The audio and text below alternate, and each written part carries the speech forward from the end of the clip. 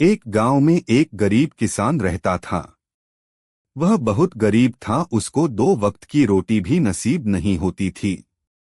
उसके पास एक छोटा सा घर था और एक जमीन का छोटा सा टुकड़ा था। रामू बहुत मेहनत करता है। वह सोचा कि इस बार फसल अच्छी होगी तो अपनी बीवी के लिए एक सुंदर सी साड़ी और सुंदर सा।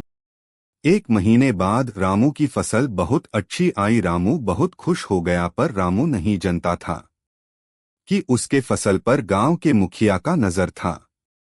एक दिन रामू के पास मुखिया आया और बोला कि रामू भाई और कैसे हो। तो रामू बोला, अरे मुखिया, आज आप मेरे झोपड़ी में कैसे आना हुआ? बोलिए न मालिक। तो मुखिया बोला, रामू तुम्हारा फसल इस बार बहुत अच्छा हुआ है। बुरा न मानो तो अपनी सारी फसल मुझे दे देना। तो रामू मन ही मन में सोचा कि ये मुखिया का तो मेरे फसल पे डोरे डाला है। मैं इसे अपनी फसल नहीं दूंगा, वरना ये मुझे फैंस भी नहीं देगा। ऐसे ही कई दिन बीत जाते हैं।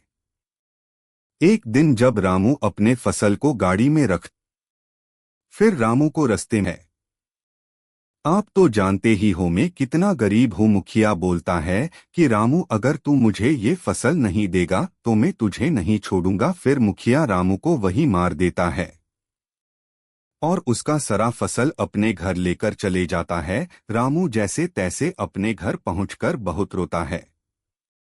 उसकी पत्नी बाहर आती है और देखती है कि रामू को तो बहुत चोट आई है। उसकी पत्नी बोली, अरे जी क्या हो गया? तो रामू बोला, मैं इस बार भी तुम्हारा सपना पूरा नहीं कर पाया। पानी बोली, नहीं जी ऐसा मत बोलिए, आप जिंदा हो मेरे लिए यही काफी है। तो दूसरे दिन उसकी पत्नी बोली, अब हम लोग क्या करेंगे जी? न हमारे पास अनाज है और न ही आपके पास कुछ काम है।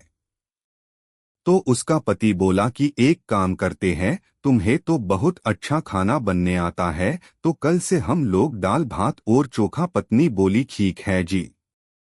फिर दोनों मिलके अपना छोटा सा ढाबा खोलते हैं और 1-2 ग्राहक आ जाते हैं दाल भात की खुशबू से।